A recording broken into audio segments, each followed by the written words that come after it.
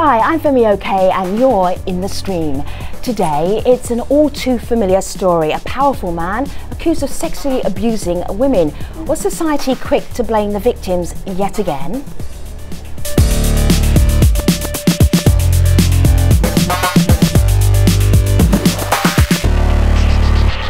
So this story of rape culture, so many hashtags connected to it. Malika Bilal is our digital producer. You know pretty much all of them. Right. Which one are we going to start with for the beginning of the show? Right. Well, I will give you a teaser. This one is rape culture is when. It was used a little over 2,000 times over the past 10 days, but not everyone is clear on what it means. So here is a taste. Rachel says, rape culture is when women don't feel safe on their own in public spaces. And another person chimes in, Leah. She says, rape culture is when women are made to discredit their experience of violation because speaking up means slanderous backlash. So we want to hear from you on this topic. You can join the conversation with hashtag AJStream. And joining us in the studio to be part of this conversation, we have Soraya Shamali. She is a media critic and writer. Soraya, welcome back to the stream. Thank you. And we'll hear more from you in just a moment. But first, let's have a look at some of the other hashtags that we're following here on the stream.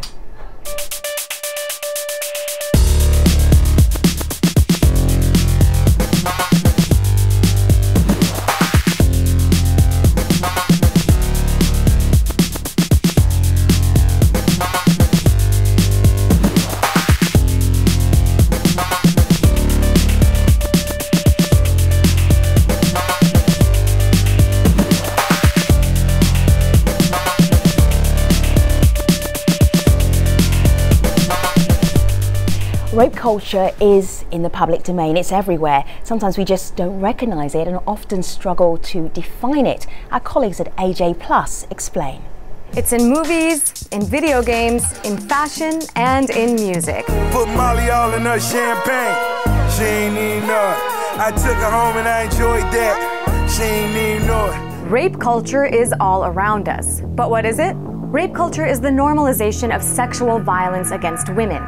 You see it in society's attitudes and institutions. It's the trivialization of rape that makes people ignore it, joke about it. I replaced her pepper spray with silly string. Anyway, that night she got raped. Or think it only happens in dark alleys.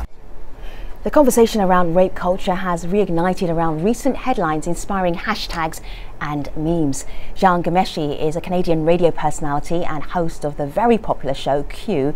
He was recently fired from the Canadian Broadcasting Corporation, and this came after allegations surfaced that he sexually assaulted former girlfriends and harassed a co-worker over many years.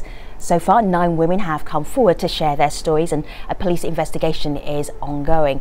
So today's program is an open and very frank conversation about rape culture, men in positions of power and victim blaming. To help us have this conversation, we're joined by Julie Lalonde. She is a women's rights advocate and director for Holla Back Ottawa. That's an organisation that fights street harassment. From New York, we have Rachel Sklar. She's a media critic and co-founder of The List, a networking and community site for women in media. And also New York, Kat Lazo is a feminist activist and vlogger. It's good to have you all here in the stream, ladies.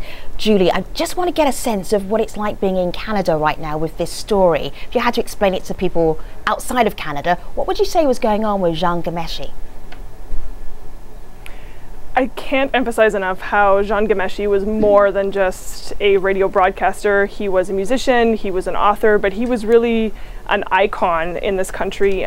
He was very well liked, very charming, great interviewer, and so he was a staple of the Canadian Broadcasting Network for years and a part of the arts community. And so the news that he was fired from the CBC was incredibly surprising.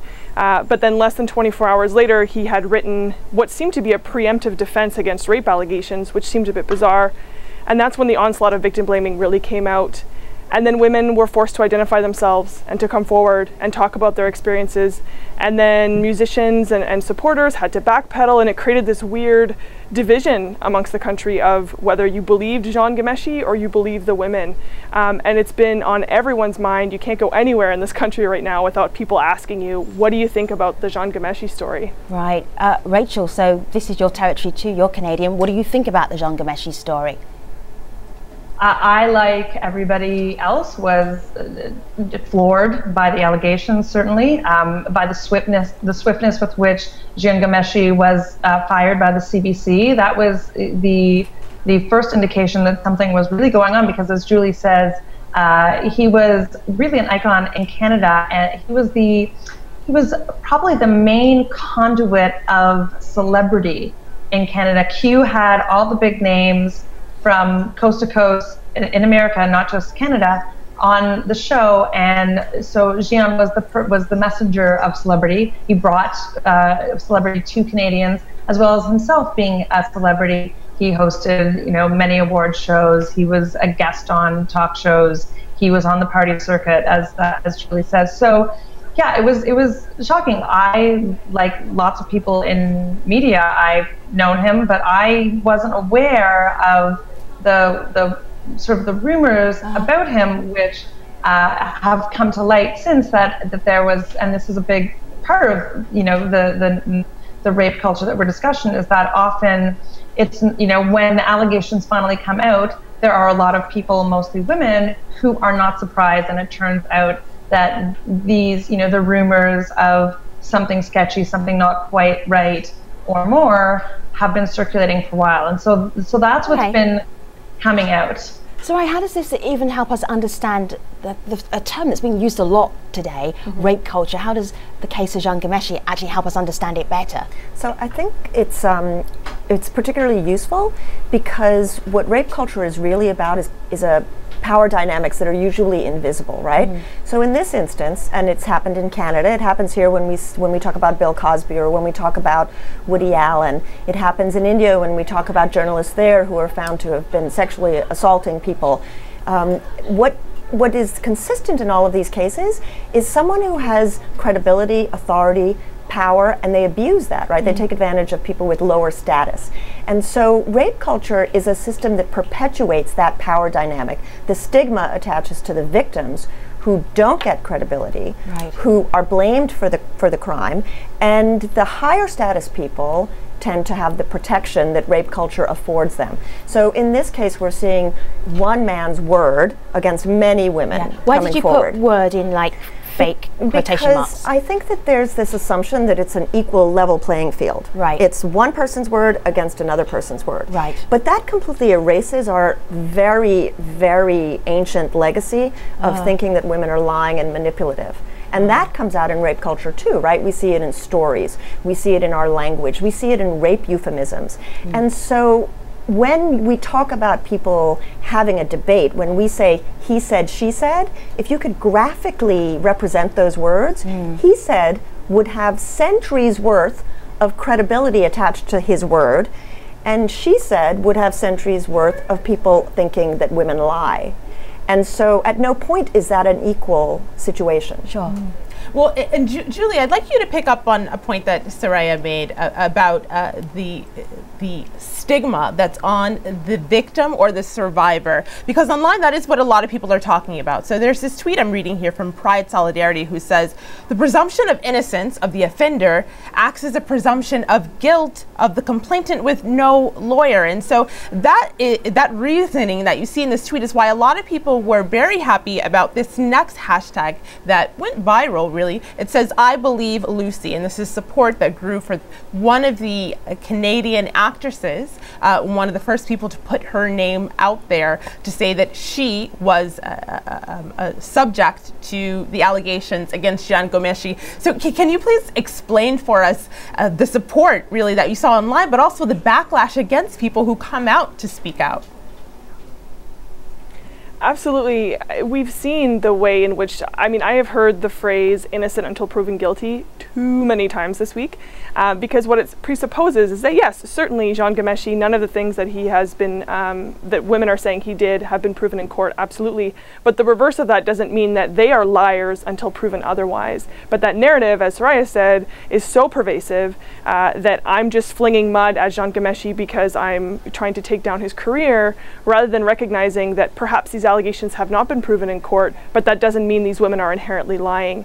And so that's why it was so amazing to see very quickly through social media, and I would argue even the mainstream media, in coffee shops, people were very quickly starting to realize, why would this woman, who is famous for being on the Trailer Park Boys, which is a very, also an iconic show in Canada, why would she come forward to say that over a decade ago she was physically assaulted by this man? What does she have to gain by saying that? Obviously, there has to be an element of truth. And to see that narrative switch to I believe Lucy, I believe women, was really fantastic to see, and that it happened so quickly. But now it's about maintaining that momentum and ensuring that we always respond with, I have a reason to believe these women, rather than I think they're actively colluding against a famous man's career.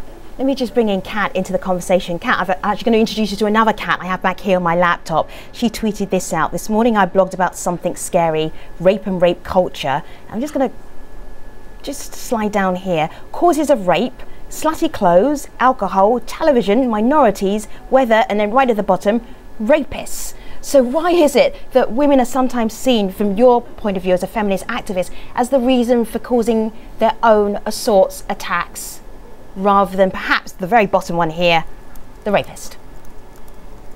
I think that misogyny is the bigger issue at hand. I know that we're pointing out individuals like Bill Cosby, Woody Allen.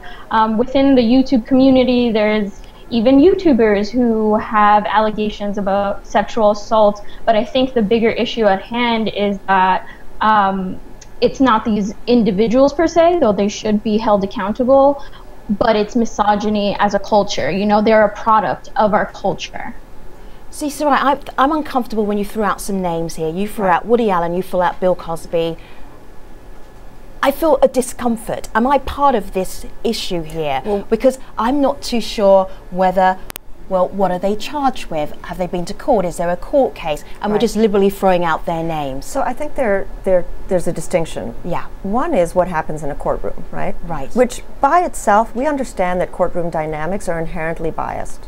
We understand the way juries receive information about rape and rape victims. We understand the way judges perceive situations. We know that courtrooms are adversarial, which automatically predisposes them towards rapist narratives. That's different from as an individual saying, I get to decide who I am going to believe. And we're all immersed in a misogynistic environment where credibility does not accrue to women, right? We know, study after study after study, that people don't trust women. They don't think their voices have authority. They don't give them the authority to speak. Right? So discomfort comes to everyone in those equations. So very often when I'm talking about it, I actually talk about the rape of boys and men, because people are more sympathetic. And the rape of boys and men, you can't incorporate mythologies the way we can with women. So if you look at the Catholic Church, if you look at the Boy Scouts, if you look at the military, if you look at prisons, institutions where there are high status, powerful people, and lower status people who do not have authority and credibility, you see the same patterns of abuse. That's all rape culture. It's just that globally, women as a class of people universally have lower status. And so, yes.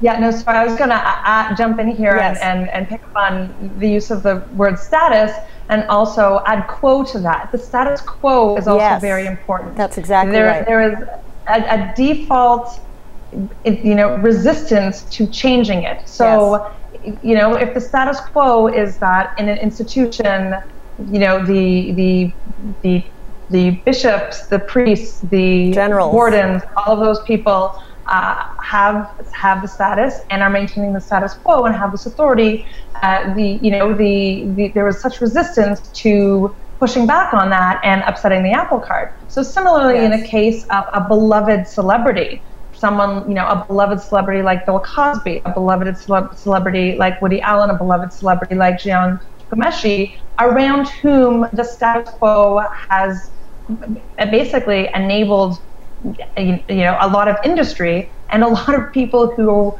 are also financially enmeshed with those people.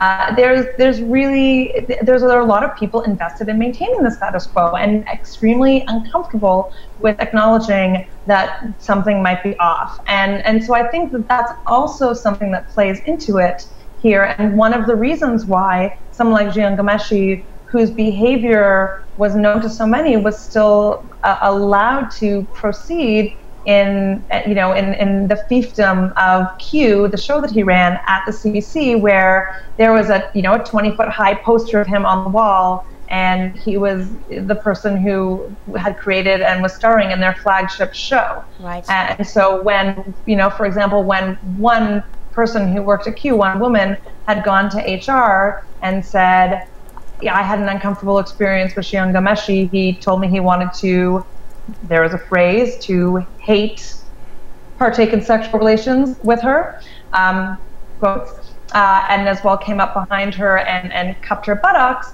When she complained about that, the powers that be at Q said, basically, like, what behavior can you do? What can you do? How can you change behavior to make this a more pleasant environment for you, rather than what can we do and how can we change the status quo? Rachel, I think it's interesting that you brought that up, because a part of what you're saying is that online people are also echoing that they're not believed when they bring these things up, whether it's in the workplace or whether it's outside of the workplace. So Rhonda on Twitter says, belief would be nice. Most people I've read, talked to, heard of, say they aren't believed. And she uses a hashtag that also has several thousand mentions, been raped, never reported. But Julie, I want to play you a video comment here from someone who explains why people aren't believed. And she says it's because the system is broken. So have a listen to this. We are hesitant to report due to the prevailing attitudes that place emphasis on the victim rather than the perpetrators. We are bombarded with questions regarding our actions. We also lack substantial evidence to prove that we did not provide consent. The legal system for victims is ineffective and often doesn't provide the justice we are looking for. We are labelled as liars. We experience lengthy and traumatic legal processes that achieve us nothing. Julie, would you agree that the system is broken? Absolutely. Here in Canada, less than 10% of sexual assaults are reported to the police. But yet we live in this culture that, particularly this generation, we were all raised watching Law and Order. And so we have this sort of mythical idea that I'm sexually assaulted, I report to the police, within an hour, he's incarcerated, I'm supported, ta-da. That's not the world we live in at all. But because that myth is so pervasive, what we have is, as others have said, unless I have reported, unless my perpetrator has been criminalized, I am inherently lying. And for me, as a public educator, I teach bystander intervention, and part of the reason why I do that is because I have given up on the justice system being a solid recourse and a form of justice for women. But what we're seeing is, let alone, you're not even facing criminal charges, but you're not even facing societal consequences. As others have said, you're still invited to parties, you're still invited to host a television show, you're still invited to have a spotlight, even though you're an abuser. Julie, let me share some of your work with our audience. So here we've got Draw the Line scenario posters. Why did you make these? Can you explain how they're going to help us actually understand what's happening around the world better and how to negotiate rape culture so it isn't endemic? So we've got a couple of options. Absolutely. Here. So yeah, to tell us what you're trying to do here. Yeah, for us it's so important. As a public educator, I go into a space and I say, I'm here to talk about sexual assault, and everyone will say, boo, rape is bad. But then when I say, okay, let me talk about this story, everyone has a million reasons to blame that woman, but they treat it as an exception. Right. And for us, it was really important to insert the people and say, actually, okay, what would you literally do in this moment? Because we talk a lot about victims or survivors, and we talk a lot about perpetrators, but I want to know about the bystanders. And as others have said, there have been rumors about Jian Ghomeshi for decades, literally decades. But why were none of those acted on? Right. And why did it take women going to a freelance journalist? Why was it safer for them to speak to the media than for them to speak to the justice system? That's what I want to know. And for me, that's about talking about the role of bystanders. So why do you hear about this stuff and you do nothing? So Julie, you're educating, you're actually going out there trying to connect with people. Kat, how do we deal with this in our everyday lives? How do we negotiate it? How do we even recognize it? Oh man, I don't know. That's a hard question. Kat, help me out here. I know. I think it's really difficult because we're talking about like police and just the justice system, and we have to remember that these individuals, like police officers, aren't excused from like a misogynist culture that we live in. I give the example of one time I was on the train and there was an individual who was masturbating to me. I ran off that train, and I guess the young, naive Kat thought that these cops, they're here to help me. and instead they started hitting on me. Yeah, I don't know, that's very difficult. All right, Soraya, help us out here, because there's we have this conversation, but we do want to have a takeaway from it, because we have to negotiate this world right now. So I think there are a couple of things. One is we talked about institutional tolerance for rape, and that's true of all institutions. Sure. The one that's most frightening is the family, right? Because if we start talking about authority figures, particularly men, they're proxy fathers, right? And the fact is that about 18% of people are raped in their homes before they hit the age of 18, okay? So you start talking about father figures who are abusing their authority and raping people, then it gets personal and people start to back away, right?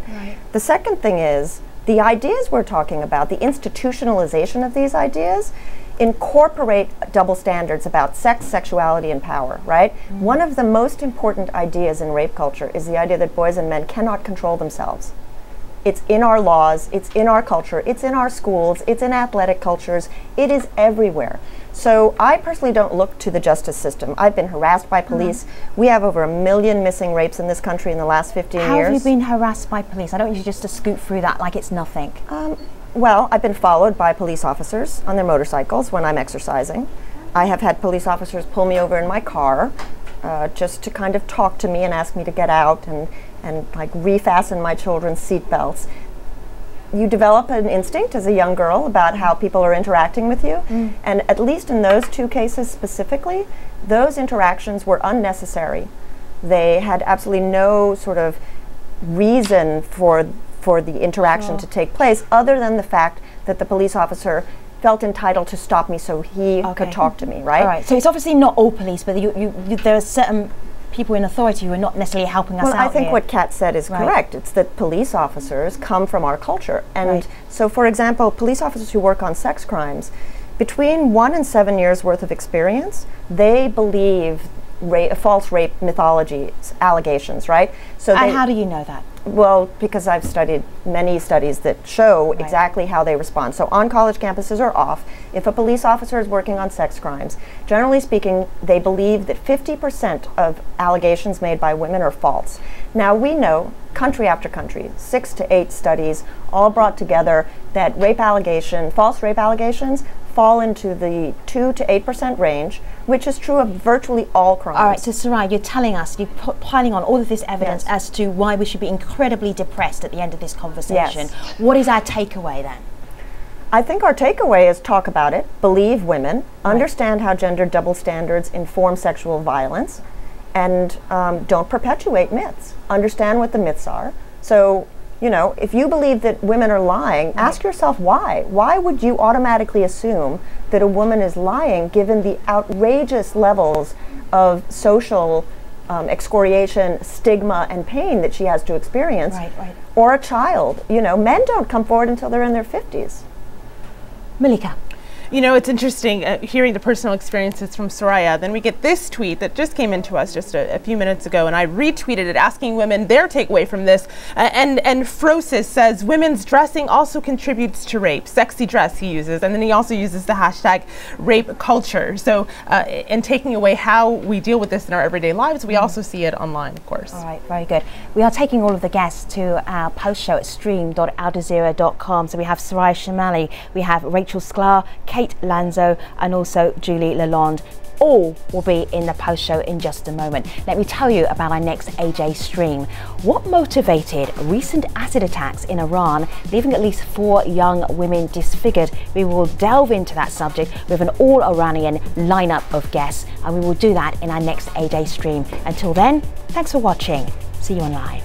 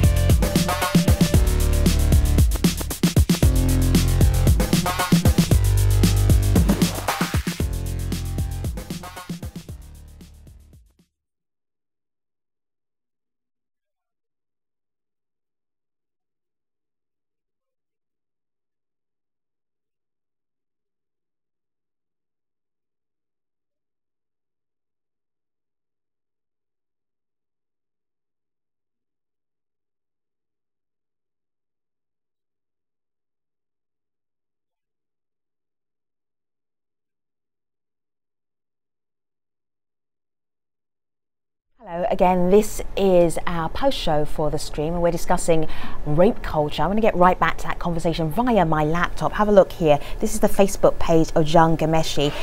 Just before this story really blew up, he actually wrote a Facebook post. I'm not going to show you all of it, but just a little bit here, and you'll see he actually talks about, have a look at this. This is on number scan 8, there we go. He talks about his job and how his private life shouldn't really impact his actual job, and he has lost his job and he's now suing the Canadian Broadcasting Corporation. I think it's something like $15 million for a wrongful dismissal. Soraya, what do you make of that idea of high profile figures, obviously very good at their job, doing something that is distasteful in their private life? How should we react to that as a public, as a community? So I think it's interesting. I think you've hit the nail on the head with this issue of what's private and what's public. He's trying very carefully to say this is private, right? This is nothing to do with my work or with the larger community. And in order for us to understand rape and rape culture, that division has to really fall apart, because it's a communal responsibility, right? To say we do not accept this in our community. Our society thinks that this behavior is unacceptable and there should be consequences. He's saying those consequences don't apply to me. And so I think it's fairly typical, right? Just it's none of your business. I'm going to do what I'm going to do in private, and hands off. It's also a false framing, because particularly in this situation with Jian Ghomeshi, that so many of the accounts came about from women that he met through a professional context. Fans of Q who came to a Q taping, or somebody that he met at an industry event, or there were a couple accounts of women who lined up to meet him at a book signing. These are all within the very, very much within the public sphere. And so it was, one of the things that was very interesting about that Facebook post, there were two things that were interesting about it. There were a lot of things that were interesting about it, but the two main things that were interesting about it was the fact that, Jian Ghomeshi used his own platform on Facebook to advance his narrative, his side of the story, and change the narrative through doing so. And the fact that he had that kind of power and that kind of platform for his voice to be heard. And that's something that echoes what Soraya was saying earlier. But the second part of it was Ghomeshi used the Facebook post to bring forth for the first time in public, the notion that the events were BDSM. So involved in sort of that what is traditionally known as a sexual subculture, and to use that and use that as a shield to say, just because this is what I'm into doesn't mean it wasn't consensual, and doesn't mean that anybody has any right to judge it. And I think one of the things he said was, something to the effect of human sexuality is a right, but the consent was the issue there, and a pretty big issue, because that one by one the woman came forward and said, actually, I did not consent to be assaulted. Melika. Soraya, I want to read you this tweet. This is an interesting point from Ahmed. He writes in, societies expect women to somehow be ever vigilant when it comes to rape, so that when it happens, too many think she's not blameless. But in thinking about that, I wonder, what's the role of women? Can they also have this thinking? Because we got this tweet here from El Mariji, who says, why is it assumed that rape culture is always about men? Is there ever instances among the women that your own friends, where they may participate in that thinking without knowing, unwittingly, really? I don't think this is a male-female thing at all, I think that what we're talking about are the way masculinity and femininity are defined and constructed in our culture, okay? So I think that there are more than enough women, also part of the misogynistic environment, who fully embrace rape myths, who fully blame victims, and there are many men who understand what rape culture is, and they confront it. So first of all, I would disagree. I would say that yes, there are many men and women on both sides of that equation. It's not a war of the sexes. It's really, personally, I think, a worldview. Either you believe that assaulting someone sexually without their consent is wrong, or you don't. And people have to be responsible for their actions. This idea that women should fix their hair a certain way, dress certain ways, not walk alone in the dark. I mean, safety tips for ladies exist for a reason. These are ridiculous, ridiculous ideas that are based on a just worldview. If you act a certain way, you will not be raped, which we know is totally not true. People are raped everywhere. They're raped in their homes, they're raped in their cars, they're raped in their schools, they're raped in the military. It doesn't matter how they're dressed. It doesn't matter whether they're wearing a ponytail or not, right? But people cling to this idea, it's called just world theory, because it's really scary to think about how pervasive this crime is and how ultimately little control you have. From my perspective, it serves a terroristic function, right? I mean, the threat of rape informs women's lives. We adapt to it every single day. And that's just something that most men do not ever have to deal or live with. And minimize. And they minimize. And they minimize. That street harassment video that, and also Julie, a Hollaback production, but that went so viral is there were, the images again and again of a woman walking through various New York neighborhoods and being catcalled, followed, reacted to aggressively and with entitlement. And there were so many reactions that said, wait, can't someone just pay you a compliment? He was just being nice to you. When women who experience that recognize the inherent menace of being approached and then a reaction being expected from them. So it's not just paying a compliment or being nice. It is trying to open a door that puts the onus on a woman to behave in a certain way. And and women know that depending on how you behave, there may be consequences that you don't like and cannot help. Right. All right, Julie has been trying to get into the conversation for a little while. Soraya was very quick. So just take a breath for a moment, Soraya, and let me just get Julie in, because I know you wanted to add something, and we're going to wrap up the conversation very soon. Yeah, I just wanted to say that I think what everyone's talking about proves the point that there's nothing new about the Jian Ghomeshi story or the New York anti-street harassment video. This is all tired, age-old stuff. The only thing that's new for me and that actually gives me hope is that we're talking about it in a very public way. And we often refer to social media as a tool that's used against women, but I think this is indicative of how it's a tool that is inherently neutral and it can be used in a positive way. And we've seen, and I really do think that it's because of social media and independent bloggers that the Jian Ghomeshi story turned very quickly from this poor man lost his job to how did you get away with this for so many years? And that's what gives me hope, because there's nothing new about it. A man arguing that it wasn't rape, it was consent. A man arguing that what I do in my private life is none of your business. I mean, this stuff is tired, it is heard, it is like textbook rapist excuses, quite frankly. But what's new about it is the tide turned very quickly in favor of women and in favor of survivors, and that's what's giving me hope and helping me get up every morning after this news broke. Do you know what's interesting, Julie? Because it was almost like you were eavesdropping on a conversation that Malika and I had just before the show, because we were talking about rape culture. It's so broad, and then you said what? It's really just life. It's life, right? Life for women, life for men, right? Really interesting. Oh, so then, Julie, is this a milestone? This particular case? Do you see it as people talked about this a little differently? People thought about attacks on women a little differently, or is it just another story?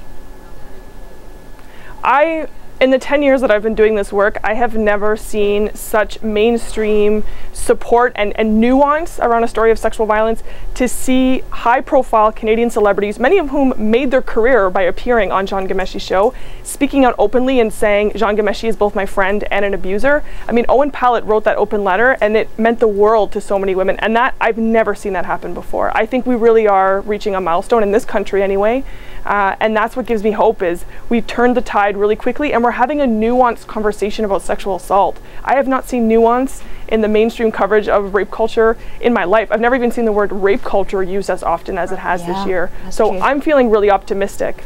Let me go back. I think that's what it is, actually, that the phrase rape culture has gone mainstream, and it is now understood to be something to be pushed back against. And there are people who are pushing back against the notion of it, but it is now the fact that there is a shorthand to basically refer to, you know, the predation of women and the fact that society, when they're preyed upon, that they're not believed and that they lack credibility. I mean, the fact that those two things are being assumed within the phrase rape culture is huge, and it's been fascinating to watch. And we've even seen it in the reopening of the Bill Cosby allegations that he had drugged and sexually assaulted women, and the 13 women had come forward and said in some form that they were a victim of Bill Cosby, and that's been, you know, around. These rumors have been around for over a decade, and now they've just recently resurged, and with a different feeling. They're being treated differently. They've been taken more seriously, and so that is very new. See, I want to bring back Kat, because Kat, when I asked you about how do we deal with this in our everyday lives, you just gave us a big shrug and say, I have no idea. What is your takeaway, though, from this conversation? Do you feel that this case is a landmark or just another story? It's another story. I don't see anything particularly special about the coverage of this. Maybe that's because I've been using social media and interacting with everyday women who are using social media to voice their opinion, an opinion that isn't usually heard, and telling their truth about sexual violence. Let me leave the final word with the community, Malika. Well, it's interesting because you heard from two of our guests. There was some optimism, but as Kat said, she's not as optimistic, and I'll say that that's echoed online. There aren't a whole lot of optimistic tweets here, but Mulikazi has some words. He says, we need to confront the issue head on. Highlighting and discussing it openly is a step in the right direction. Okay, thank you very much to all of our guests today. I want to thank Soraya Shamali, Julie Lalonde, Rachel Sklar and Kat Lazo. On the very next show, what motivated recent acid attacks in Iran, leaving at least 4 young women disfigured? It's a heartbreaking story. We will tackle that on the next AJ stream. Until then, I'll be online.